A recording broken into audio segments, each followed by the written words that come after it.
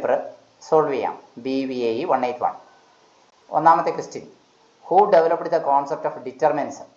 Determinism എന്ന concept ആരാണ് develop ചെയ്തത്? നമുക്കറിയാം, ഫ്രെഡറിക് റാറ്റ്സൽ ആണ് ഡിറ്റർമിനിസം എന്ന കോൺസെപ്റ്റ് ഡെവലപ്പ് ചെയ്തത്. ടെക്സ്റ്റ് ബുക്കിൽ 12ാമത്തെ പേജിൽ അത് പറഞ്ഞിട്ടുണ്ട്. ചിലപ്പോൾ ചില ക്വസ്റ്റ്യൻ പേപ്പറിൽ ചോദിക്കാൻ സാധ്യതയുള്ളത് പോസിബിളിസം ആരാണെന്ന്. അത് ലൂസിയൻ ഫെബർ ആണ് പോസിബിളിസത്തിൻ്റെ ആൾ. ഇനി which of the following is not one of the 17 sustainable development goals? 17 sustainable development ഗോൾസിൽ ഉൾപ്പെടാത്തത് ഏതാണെന്നുള്ളതാണ്. ക്ലൈമറ്റ് ആക്ഷനൊക്കെ 17 സസ്റ്റൈനബിൾ ഡെവലപ്മെൻറ്റ് ഗോൾസിൽ ഉൾപ്പെടുന്നതാണ്. ക്വാളിറ്റി എഡ്യൂക്കേഷൻ അവിടെ ഉൾപ്പെടുന്നുണ്ട്. ജെൻഡർ ഈക്വാലിറ്റി അതിൽ ഉൾപ്പെടുന്നുണ്ട്. പക്ഷേ റെഡ്യൂസിങ് ഇനീക്വാലിറ്റി എന്നൊന്നും അങ്ങനെ ഒരു പോയിന്റ് ഇല്ല സത്യത്തിൽ. ആ 4ാമത്തേതാണ് അപ്പോൾ ഉൾപ്പെടാത്തത്. ഇനി 3ാമത്തെ ചോദ്യം നോക്കാം. Which one of the following is A human modified environment? മനുഷ്യൻ പരിഷ്കരിച്ച എൻവയോൺമെൻറ്റ് ഏതാണ്? ഈ ക്രോപ്പ് ഫീൽഡ് ഉണ്ടല്ലോ, വിളവുകളുടെ എടുക്കാൻ വേണ്ടി വയൽ, അത് ഹ്യൂമൻ മോഡിഫൈ ചെയ്താണ്. ഡാമുകളൊക്കെ ഹ്യൂമൻ മോഡിഫൈഡ് അല്ല, ഹ്യൂമൻ മെയ്ഡ് ആണ്. ഓക്കെ, പിന്നെ അപ്പം അതിനെക്കുറിച്ച് പറഞ്ഞിരിക്കുന്ന ടെക്സ്റ്റ് ബുക്കിൽ ആ ഭാഗം ഒന്ന് വായിച്ചു നോക്കണം. ഇനി 4ാമത്തെ ചോദ്യത്തിലേക്ക് കിടക്കട്ടെ. ചോദ്യം ഇതാണ്, which one of the following refers to a position in the food chain? Food ചെയിനിൻ്റെ ഒരു പൊസിഷൻ ഏതാണ്? ട്രോഫിക് ലെവലാണ്. ട്രോഫിക് ലെവൽ എന്ന് പറഞ്ഞു കഴിഞ്ഞാൽ ഭക്ഷണം കഴിക്കുകയും കഴിക്കപ്പെടുകയും ചെയ്യുന്ന ജീവികളിൽ നിന്നും മറ്റേ ജീവിയിലേക്ക് അതിൻ്റെ ഫുഡിൻ്റെ സബ്സ്റ്റൻസും അതുപോലെ തന്നെ എനർജിയും ട്രാൻസ്ഫർ ചെയ്യപ്പെടുന്നു. അതിനെയാണ് 1ാം ട്രോഫിക് ലെവൽ, 2ാം ട്രോഫിക് ലെവൽ എന്നൊക്കെ. ഇതുമായി ബന്ധപ്പെട്ട് 2024 ജൂണിൽ ഒരു ക്വസ്റ്റ്യൻ ഉണ്ടായിരുന്നു. 5ാം ട്രോഫിക് ലെവലിൽ വരുന്ന ജീവി ഏതാണ് എന്ന് പറഞ്ഞിട്ടുണ്ട്. അതിൻ്റെ ആൻസർ ഷാർക്കായിരുന്നു ആ ക്വസ്റ്റ്യൻ പറയും. അപ്പം ട്രോഫിക് ലെവൽ 1 എന്ന് പറയുന്നത് അത് ഗ്രീൻ പ്ലാന്റ്സ് ആണ്.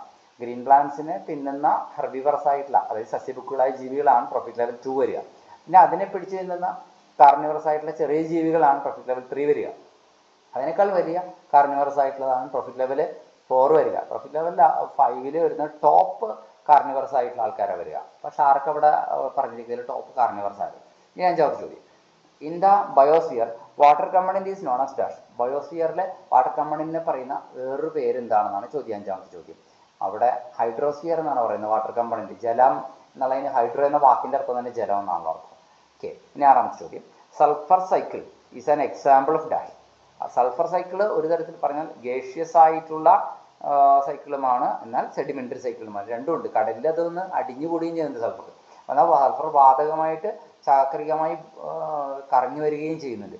അപ്പോൾ സൾഫർ സൈക്കിൾ ഒരേ സമയം വാതക ചക്രമണവുമാണ്, അതേപോലെ തന്നെ സെഡിമെൻ്ററി സൈക്കിളുമാണ്. രണ്ടും ആണ്. മണ്ണിൽ കൂടെ ഒഴുകി കടലിൽ സൾഫർ എത്തിച്ചേരുന്നത്. കടലിലാണ് 2024 ഇതേ സൾഫറുമായി ബന്ധപ്പെട്ട ചോദ്യം ചോദിച്ചത്. സൾഫർ ഏറ്റവും കൂടുതൽ ഉള്ള അതിൻ്റെ കലവറ എവിടെയാണ്? അത് കടലാണ്, ഓഷ്യനാണ്. ഇനി നമുക്ക് 7ാമത്തെ ചോദ്യത്തിലേക്ക് പോകാം. 7ാമത്തെ ചോദ്യം ഇതാണ്, സെക്കൻഡറി കൺസ്യൂമർ എന്ന് പറയുന്നത് താഴെ പറയുന്നതിൽ ആരാണ് എന്നുള്ളതാണ് ചോദിച്ചിരിക്കുന്നത്. നമുക്ക് നോക്കാം സെക്കൻഡറി കൺസ്യൂമർ ആരാണെന്ന്. ഇവിടെ options plants, herbivorous, carnivores. Plants primary കൺസ്യൂമേഴ്സാണ് അല്ലേ? അപ്പോൾ സെക്കൻഡറി പ്ലാന്റ്സ് പ്രൊഡ്യൂസേഴ്സാണ്. ഫസ്റ്റ് ട്രോഫിക് ലെവലാണ്, പക്ഷേ പ്രൊഡ്യൂസേഴ്സാണ്, കൺസ്യൂമേഴ്സ് അല്ല. ഹെർബിവറസ് ആണ് പ്രൈമറി കൺസ്യൂമേഴ്സ്, പ്ലാന്റ്സിനെ തിന്നുന്ന മാനും മുയലും ഒക്കെ. ഹെർബിവറസിനെ പിന്നെ പിടിച്ചു തിന്നുന്ന ജീവികളാണ് കാർണിവറസ്. അവരാണ് ഈ പറയുന്ന സെക്കൻഡറി കൺസ്യൂമേഴ്സ് എന്ന് പറയുന്നത്. കൺസ്യൂമർ എന്ന് വെച്ച് കഴിഞ്ഞാൽ ഇതിന് കൺസ്യൂം ചെയ്യുന്ന ആൾക്കാരാണല്ലോ. 8ാമത്തെ ചോദ്യം, in coniferous forest the soil is dash? എന്താണ് കോണിഫറസ് ഫോറസ്റ്റ് എന്ന് വെച്ചാൽ? സ്തൂപികാഗ്രമരങ്ങൾ. മരങ്ങളുടെ തലപ്പ് ഏതാണ്ട് കോണാകൃതിയിൽ മേളിലോട്ടിരിക്കുന്ന തരത്തിലുള്ള മരങ്ങളുള്ള കാടുകൾ. ഫിർ, സ്പ്രൂസ്, പൈന്, ഈ മരങ്ങളൊക്കെ അപ്പോൾ ഇങ്ങനെയുള്ള മരങ്ങളുള്ള കാടുകളാണ് കോണിഫറസ് ഫോറസ്റ്റ്. അവിടെ മണ്ണ് എപ്രകാരമുള്ളതാണ്? അവിടുത്തെ ട്രോപ്പിക്കൽ സീസണൽ അവിടുത്തെ മണ്ണ് എപ്രകാരമുള്ളതാണെന്നാണ് ചോദ്യം. അപ്പോൾ ആസിഡിക് ആൻഡ് മിനറൽ ഡെഫിഷ്യൻ്റ് ആണ്. ആസിഡിക്കായ മണ്ണാണ്. അധികം ധാതു അംശങ്ങൾ, മിനറൽസ് ഒന്നും കാര്യമായിട്ടില്ല. അതിൻ്റെ പോരായ്മയുള്ള മണ്ണാണ് എന്നാണ് അർത്ഥം. അടുത്ത ചോദ്യം, chameleons, agamids and geckos are found in dash? Chameleon എന്ന് വെച്ചാൽ നമുക്കറിയാം മരയോന്തുകളെയാണ്. അഗമിഡുകൾ, ഗെക്കോണുകൾ ഇവയൊക്കെ കാണുന്നത് ഏത് പ്രദേശത്താണ്? ട്രോപ്പിക്കൽ സീസണൽ ഫോറസ്റ്റിലാണ്. എന്താണ്? ഉഷ്ണമേഖല കാലിക വനങ്ങളിലാണ് കെമിലിയോൺ. ടെക്സ്റ്റ് ബുക്കിൽ ഇത് കൃത്യമായിട്ട് പറയുന്നുണ്ട്. ട്രോപ്പിക്കൽ സീസണൽ ഫോറസ്റ്റ് എന്ന ഭാഗം കൊടുത്ത് വായിച്ചു നോക്കാം. 10ാമത് എന്താണ്? Which one of the following species excretes very concentrated urine? വളരെ കട്ടിയുള്ള മൂത്രം, യൂറിൻ പുറത്തേക്ക് വിടുന്ന ഏത് ജീവിയാണോ ചോദിക്കുന്നത്? and goes out use and does not use water for temperature regulation. ശരീരത്തിൻ്റെ ഉഷ്ണനില നിയന്ത്രിക്കാൻ, നിലനിർത്താൻ, പരിപാലിക്കാൻ ഒരിക്കലും വെള്ളം കുടിക്കുന്നില്ല അധികമായിട്ട്. ലിവ് ഇൻ ദ ഡെസേർട്ട്, മരുഭൂമിയിൽ ജീവിക്കുന്നു. വിത്തൗട്ട് ഡ്രിങ്കിങ് വാട്ടർ, അധികമൊന്നും വെള്ളം കുടിക്കാതെ. ഏത് ജീവിയാണ് അത്? നമുക്ക് എല്ലാവർക്കും കണ്ണും കൂട്ടി പറയാം, അത് ഒട്ടകമാണ്, ക്യാമലാണ്. മരുഭൂമി എന്നൊക്കെ പറയുമ്പോൾ മരുഭൂമിയിലെ ഒട്ടക പക്ഷിയാണോ എന്നൊക്കെ സംശയിക്കും. അതല്ല, ഒട്ടകത്തിനാണ് അങ്ങനെ ധാരാളം ആൾ വെള്ളം ഒട്ടും കുടിക്കാതെ ജീവിക്കാനൊക്കെ കഴിവുള്ളൂ. മറ്റൊരു ചോദ്യം, unattached aquatic organism which lives at the air water interface is known as dash. Unattached ആയിട്ടുള്ള അക്വാട്ടിക് ഓർഗാനിസമാണ്, അത് എയർ വാട്ടർ ഇൻ്റർഫേസിലാണ് ജീവിക്കുന്നത്. അതായത് വെള്ളത്തിൻ്റെ മേൽപ്പാളിയിൽ വായുവുമായി കൂടിച്ചേരുന്ന ആ സമുദ്രത്തിൻ്റെ മേൽഭാഗം ഉണ്ടല്ലോ, അവിടെ ജീവിക്കുന്നു. അവിടെ ജീവിക്കുകയും ചെയ്യും. എന്നാൽ അൺഅറ്റാച്ച്ഡ് ആയിട്ടുള്ള അക്വാട്ടിക് ഓർഗാനിസമാണ്, സമുദ്രത്തിലെ വെള്ളത്തിലെ ഓർഗാനിസമാണ്. അത് എന്തെന്നാണ് അതിന് പറയണമെന്നാണ് പറയുന്നത്. ചോദ്യമാണ്, 11ാമത്തെ ചോദ്യമാണ്. അതിനെയാണ് ന്യൂസ്റ്റണുകൾ എന്ന് പറയുന്നത്. ന്യൂസ്റ്റണുകൾ മൂന്നാമത്തെ ഓപ്ഷനാണ് ഇവിടെ. പ്ലാങ്ടണുകൾ എന്ന് വെച്ചാൽ മൈക്രോ പ്ലാന്റ്സും മൈക്രോ ഓർഗാനിസംസുമാണ്. പ്ലാങ്ടൻ രണ്ടുതരം ഉണ്ട്, സൂ പ്ലാങ്ടനും ഉണ്ട്, ഫൈറ്റോ പ്ലാങ്ടൻ അഥവാ സസ്യ പ്ലാങ്ടനും ഉണ്ട്, ജന്തു പ്ലാങ്ടനും ഉണ്ട്. 12ാമത്തെ ചോദ്യം, what is the percentage of fresh water where global distribution of water resource is considered. ലോകത്തിലുള്ള വാട്ടർ റിസോഴ്സിൻ്റെ കാര്യം, വിതരണം നമ്മൾ നോക്കുമ്പോൾ ഫ്രഷ് വാട്ടർ എത്രത്തോളം ഉണ്ട് ലോകത്തിൽ ആകമാനം എന്നിരിക്കുന്നത് വെറും 3% കുറവാണ്. ലെസ് ദാൻ 3% എന്നാണ് ഉത്തരം വരുന്നത്. ഇനി നമുക്ക് മറ്റൊരു ചോദ്യം നോക്കാം. 13ാമത്തെ ചോദ്യമാണ്, which one of the following is A non renewable resource. ഒരു നോൺ റിന്യൂവബിൾ റിസോഴ്സ് ഏതാണ് എന്നാണ് ചോദ്യം. നമുക്ക് പുനഃസംസ്കരിച്ചെടുക്കാൻ കഴിയാത്ത വിഭവം ഏതാണ് എന്നാണ് ചോദ്യം. പുനഃസംസ്കരിച്ചെടുക്കാൻ കഴിയുന്നത് ഏതൊക്കെയാണ് എന്ന് നോക്കിയറിയാം. ഫോറസ്റ്റിനെ റിന്യൂ ചെയ്യാം, അത് 2024 ഫോറസ്റ്റിനെ റിന്യൂ ചെയ്യാവുന്നത് ഏതാണെന്നാണ് ചോദ്യം ഉണ്ടായിരുന്നത്. ഏതാണ്ട് ഇതേപോലത്തെ ചോദ്യമാണ്. പക്ഷെ ഇവിടെ ചോദിച്ചാൽ അങ്ങനെയല്ല, തിരിച്ചാ നോൺ റിന്യൂവബിൾ ഏതാണെന്ന് ചോദിച്ചത്. മിനറൽ ഡെപ്പോസിറ്റുകൾ തീർന്നു പോയാൽ നമുക്ക് റിന്യൂ ചെയ്യാൻ പറ്റില്ല. വാട്ടർ തീർന്നു പോയാൽ നമുക്ക് വാട്ടർ സൈക്കിൾ ഉള്ളതുകൊണ്ട് പിന്നെയും കിട്ടും. വൈൽഡ് ലൈഫിനെ വേണമെങ്കിൽ നമുക്ക് പരിപാലിച്ചെടുക്കാൻ സാധിക്കും. പക്ഷേ മിനറൽ ഡെപ്പോസിറ്റ് തീർന്നു പോയാൽ പെർമനൻ്റായിട്ട് തീർന്നു പോകുന്നതാണ്. അതാണ് ഇപ്പോൾ നമ്മുടെ 13ാമത്തെ ചോദ്യം എന്ന് പറയുന്നത്. ഇനി 14ാമത്തെ ചോദ്യത്തിലേക്ക് പോകാം. എന്താണ് the average salinity of sea water is? സമുദ്രജലത്തിൻ്റെ ശരാശരി ജല ഉപ്പിൻ്റെ അംശം എന്നാണ് ചോദിക്കുന്നത്. അത് 3.5%, 3.5% ആണ് average salinity of sea water എന്ന് പറയുന്നത്. 3.5% ആണ്. അടുത്ത 15, which of the following is not achieved by addition of manure. വളം കൂടുതൽ വളം പുതിയതായി എടുത്തുകൊണ്ട് നമുക്ക് നേടാൻ പറ്റാത്തത് എന്താണ്? താഴെ പറയുന്നേക്കുന്ന ചോദ്യം. ഡിക്രീസ് ഇൻ സോയിൽ സലൈനിറ്റി, അതായത് മണ്ണിൻ്റെ അമ്ലത്വം കുറച്ചെടുക്കാൻ പറ്റില്ല. എന്തോരം വളം ചേർത്ത് കൊടുത്തിട്ടും മണ്ണിൻ്റെ ഉപ്പ്, അമ്ലത്വമല്ല സോറി, സലൈനിറ്റി എന്ന് വെച്ച് കഴിഞ്ഞാൽ ഉപ്പിൻ്റെ അംശമാണല്ലോ. ഇനി അത് കുറയ്ക്കാൻ പറ്റില്ല. ഇനി 16ാമത്, which of the following is not a part of supporting ecological systems and processes function of forest. അതായത് വനത്തിൻ്റെ ഒരു ഇക്കോളജിക്കൽ സിസ്റ്റത്തിൻ്റെയും പ്രോസസ്സുകളുടെയും സംബന്ധിച്ചുള്ളൊരു സപ്പോർട്ടിങ് ഫങ്ഷൻ എന്ന് പറയുന്നത് അല്ലാത്തത് ഏതെന്നാണ് ചോദിക്കുന്നത്. അത് മണ്ണൊലിപ്പിനെ തടയുന്നു എന്ന് പറയുന്നത് ഇക്കോളജിക്കലായ ഒരു ഫംഗ്ഷനാണ്. ഇതുമായി ബന്ധപ്പെട്ട ഒരു ക്വസ്റ്റ്യൻ 2024 ജൂണിലെ ക്വസ്റ്റ്യൻ പേപ്പറിലുണ്ട്. ഇനി ഇംപ്രൂവ്സ് ദ എയർ ക്വാളിറ്റി, അതൊക്കെ എന്താണ് ഇക്കോളജിക്കൽ ഫംഗ്ഷൻ തന്നെയാണ്, പ്രകൃതിക്ക് വനം ചെയ്യുന്ന ഗുണം തന്നെയാണ്. അടുത്തത് reduces the intensity of cyclone and floods, അതായത് ചുഴലിക്കാറ്റിൻ്റെയും പ്രളയത്തിൻ്റെയും തീവ്രതയെ കുറയ്ക്കുന്ന വനങ്ങൾ, അതും പ്രകൃതിക്ക് ചെയ്യുന്ന ഗുണം തന്നെയാണ്. കാർബൺ സിങ്കായിട്ട് ആക്ട് ചെയ്യുന്നു എന്ന് പറയുന്നത് പ്രകൃതിക്കല്ല, അത് മനുഷ്യനാണ് ഗുണം ചെയ്യുന്നത്. കാർബൺ മുഴുവൻ വലിച്ചെടുക്കുമ്പോൾ ഭൂമിയിൽ മനുഷ്യർക്കാണ് അതുകൊണ്ടുള്ള ഗുണം കിട്ടുന്നത്. ഇനി അടുത്ത ചോദ്യം, which one of the following is A consequence of deforestation. ഈ വനനശീകരണത്തിൻ്റെ കോൺസിക്വൻസ് താഴെ പറയുന്നതിൽ ഏതാണ് അനന്തരഫലം എന്നാണ് ചോദിക്കുന്നത്. അവിടെ 4 തന്നിരിക്കുന്നു. അതിൽ ആദ്യത്തേത് തന്നെയാണ് increase in soil erosion due to reduction. 17ാമത്തെയാണ് increase in soil erosion due to reduction in vegetation, അതായത് സസ്യങ്ങളുടെ എണ്ണം കുറയുന്നത് കൊണ്ട് മണ്ണൊലിപ്പ് കുറയുന്നു എന്നുള്ളതാണ് ഡിഫോറസ്ട്രേഷൻ്റെ അനന്തരഫലമായിട്ട് വരുന്നത്, വനനശീകരണത്തിൻ്റെ അനന്തരഫലം കോൺസിക്വൻസായി വരുന്നത്, ബാക്കിയുള്ളതൊന്നുമല്ല. 18ാമത്തെ ചോദ്യം എങ്ങനെയാണ് നോക്കാം. Which of the following is not a non timber forest product.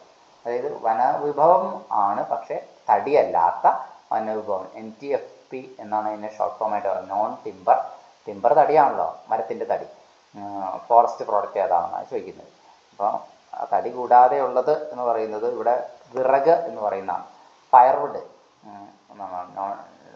Okay, അപ്പോൾ ബാക്കിയെല്ലാം എന്താണ് നോൺ ടിമ്പറാണ്. നോൺ ടിമ്പർ അല്ലാത്തത് ഫയർവുഡ്, ടിമ്പറാണ് അല്ലേ. അപ്പോൾ ബാക്കി മെഡിക്കൽ ഹെർബ്സ് എന്ന് പറഞ്ഞാൽ നോൺ ടിമ്പർ ഫോറസ്റ്റ് പ്രോഡക്റ്റ് ആണ്.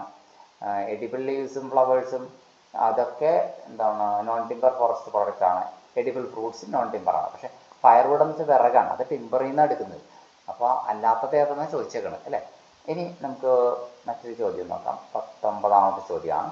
വിച്ച് വൺ ഓഫ് ദ, എന്താണ് 19ാമത്തെ ചോദ്യം പറയുന്നത്? താഴെ പറയുന്നതിൽ ഏതാണ് which one of the following statements about the biodiversity in India is correct? ഇന്ത്യയിലെ ബയോഡൈവേഴ്സിറ്റിയെ സംബന്ധിച്ച് താഴെ പറയുന്നതിൽ ഏതാണ് ശരിയായിട്ടുള്ളത് എന്നുള്ളതാണ് ചോദിച്ചിരിക്കുന്നത്. ഒരുപാട് ഓപ്ഷൻസ് ഉണ്ട്, അതിൽ ഏതാണ്ട് 1ഉം 3ഉം ഏകദേശം ശരിയാണെന്ന് പറയാം. ഒന്നാമത്തെ ഓപ്ഷൻ ഇങ്ങനെയാണ്: the desert area of Gujarat and Rajasthan have a very high level of desert animal species. ഗുജറാത്തിനും രാജസ്ഥാനിലെയും ഡെസേർട്ട് ഏരിയയിൽ എന്താണ് ഡെസേർട്ട് അനിമൽ സ്പീഷീസ് ഉണ്ട്. As well as numerous rare species, വളരെ വെറൈറ്റി ആയിട്ടുള്ള റയർ സ്പീഷീസ് ഉണ്ട്. ഇത് ശരി തന്നെയാണ്. അതുപോലെ തന്നെ Western Ghats have a very high degree of species richness and endemism. Western Ghats പശ്ചിമഘട്ടത്തിൽ വളരെ ഹൈ ഡിഗ്രി ഓഫ് സ്പീഷീസ് റിച്ച്നെസ്സും ഉണ്ട്, എൻഡമിസവും ഉണ്ട്. ഹോട്ട്സ്പോട്ട് റീജിയൻ ആണ് പശ്ചിമഘട്ടം എന്ന് പറയുന്നത്. ഇതും ശരിയാണ്. പക്ഷെ കൂടുതൽ ശരി ഏതാണെന്ന് വെച്ച് കഴിഞ്ഞാൽ നമുക്ക് 3ാമത്തെ ഓപ്ഷൻ്റെ പുറകെ പോകേണ്ടി വരും. ഇനി 20ാമത്തെ ചോദ്യം: an ecosystem with higher diversity will be. ഒരു ഏറ്റവും കൂടുതൽ വെറൈറ്റി ഉള്ള ഇക്കോസിസ്റ്റം ഏതാണ് എന്നാണ് ചോദ്യം. അത് എപ്രകാരമുള്ളതായിരിക്കും എന്നാണ് ചോദിക്കുന്നത്. അങ്ങനെ വെറൈറ്റി ഉണ്ടെങ്കിൽ തീർച്ചയായിട്ടും അത് ഇവിടെ നൽകിയിരിക്കുന്ന അനുസരിച്ച് കൂടുതൽ കോംപ്ലക്സ് ആയിരിക്കും, കൂടുതൽ സ്റ്റേബിൾ ആയിരിക്കും, കൂടുതൽ റെസിസ്റ്റൻ്റ് ആയിരിക്കും. അതിനെ നശിപ്പിക്കാനായിട്ട് സാധിക്കില്ല. ഹയർ ഡൈവേഴ്സിറ്റി ഉള്ള ecosystem. 21. Which of the following animals are exclusively found in Brahmaputra Valley? Brahmaputra താഴ്വരയിൽ മാത്രം കാണുന്നത് താഴെ പറയുന്നതിൽ ഏത് തരം ആനിമലാണ് എന്നാണ് ചോദിക്കുന്നത്. അതിൽ ഹോബറ ബസ്റ്റാർഡ് എന്ന് പറയുന്ന ഒരു ആനിമൽ അവിടെ ബ്രഹ്മപുത്ര വാലിയിൽ മാത്രം കാണുന്ന ഒരു ആനിമലാണ്. എക്സ്ക്ലൂസീവ്ലി വെച്ചാൽ അവിടെ മാത്രമായിട്ട് കാണുക, ബ്രഹ്മപുത്ര താഴ്വരയിൽ കേട്ടോ. ഒരു ആനിമലിൻ്റെ പേരാണ് കേട്ടോ, ഹോബറ ബസ്റ്റാർ എന്ന് പറയും. 22. Which of the following is not a biodiversity hotspot? താഴെ പറയുന്നതിൽ ബയോഡൈവേഴ്സിറ്റി ഹോട്ട്സ്പോട്ട് അല്ലാത്തത് ഏതെന്നാണ് എഴുതിയിരിക്കുന്നത്. വെസ്റ്റേൺ ഗട്ട്സ് ഒക്കെ ബയോഡൈവേഴ്സിറ്റി ഹോട്ട്സ്പോട്ടാണ്. ഹൈ എൻഡമിസം ഉള്ള അല്ലെങ്കിൽ വെറൈറ്റി അനിമൽസ് ഉള്ള സ്ഥലമാണെന്ന് പറഞ്ഞു. ഹിമാലയൻ പ്രദേശങ്ങളും അങ്ങനെ തന്നെയാണ്. അതുപോലെ തന്നെ ആൻഡമാൻ നിക്കോബാർ ഗ്രൂപ്പ് ദ്വീപുകളുടെ ഗ്രൂപ്പുകളും അങ്ങനെ തന്നെയാണ്. പക്ഷേ ഇന്ത്യ സത്പുര റീജിയൻ മധ്യപ്രദേശ് ഭാഗത്തുണ്ട്. ഇന്ത്യയുടെ നടുഭാഗത്തു കൂടിയാണ്, ഒരു ബെൽറ്റ് പോലെയാണ് ഈ പർവ്വത മേഖല കിടക്കുന്നത്. നർമ്മദ നദീൻ്റെ നടുക്കുന്നത്, വിന്ധ്യ പർവ്വതത്തിനെയും സത്പുര പർവ്വതത്തിനെയും നടുക്ക് നർമ്മദാ നദിയും ഒഴുകുന്നത്.